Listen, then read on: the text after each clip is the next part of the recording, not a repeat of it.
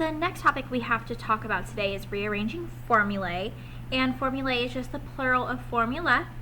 And when we are rearranging formulae, we are going to use the same types of steps and rules that we used when we were solving equations.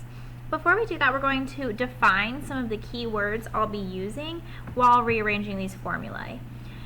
First one is a formula. What is a formula? A formula is an expression used to calculate the value for a particular variable. Formulae are all around us. We use them every day. You use them in your science classes. You use them in here. We use them all the time. So for example, the area formula is base times height. You take the base, you multiply it by the height, and you get your area. The base can be anything, the height can be anything. It works every single time. A variable, you're all very familiar with what a variable is. A variable is a letter or symbol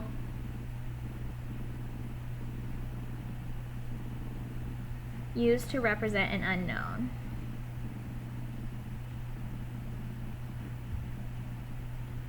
And our favorite in algebra is the letter X. We use X all the time to represent whatever we don't know. Inverse operations, we worked with inverse operations when we were solving equations, but we're going to continue to use them here. The opposite of addition is subtraction. The inverse of division is multiplication. And the inverse of a square root is something squared. So remember that those are the inverse operations that undo one another. We're going to go through 4 examples of solving or rearranging formulae. As a review, we've talked about this quite a bit in Unit 1, so you have your notes for that also. So number 7 says solve for h. So my goal is to get h by itself.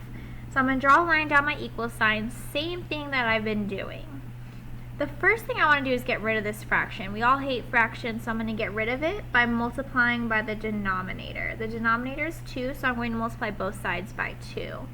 It's going to cancel just the denominator out, and then on this side I have 2 times a, which is 2a. So I have 2a equals bh, or 1bh.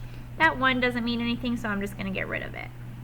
I'm trying to get h by itself. Whenever you have 2 variables or 2 numbers next to each other without anything in between, we know that there's multiplication in between there. So to get rid of, or I could rewrite this as 2a equals b times h. And I need to use the inverse operation. So using this chart here, I know that the inverse operation of multiplication is division. So I'm going to divide both sides by b. That's going to cancel out this b. And I get 2a over b equals h. This can't be simplified, so that would be my final answer. We're going to keep practicing. Now we're going to be solving for w in this perimeter formula.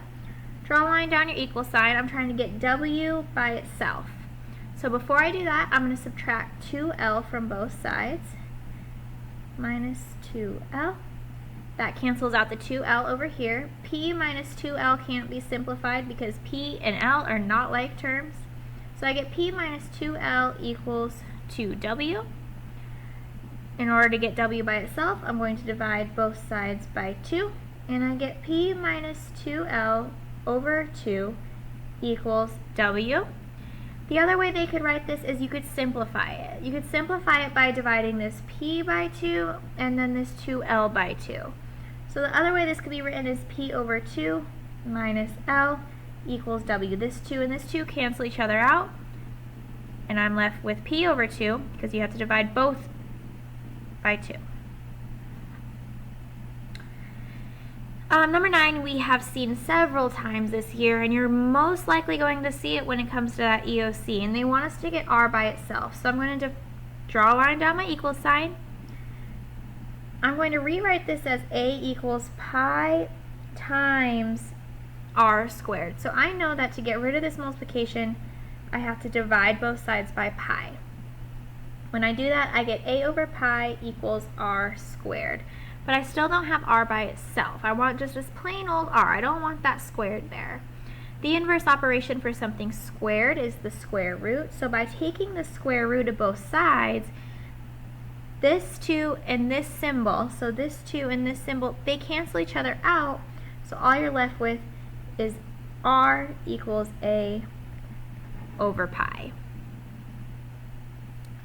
Last but not least, we want to solve for x given the slope-intercept form. So I'm trying to get this x by itself. First thing I'm going to do is subtract b from both sides. So I get y minus b equals m times x. Whenever two variables are right next to each other, you have multiplication in between. To get x by itself, I'm going to divide both sides by m.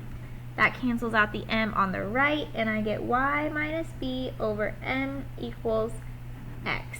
Once you have your variable of interest by itself, you know that you're done. You can circle your answer and be done.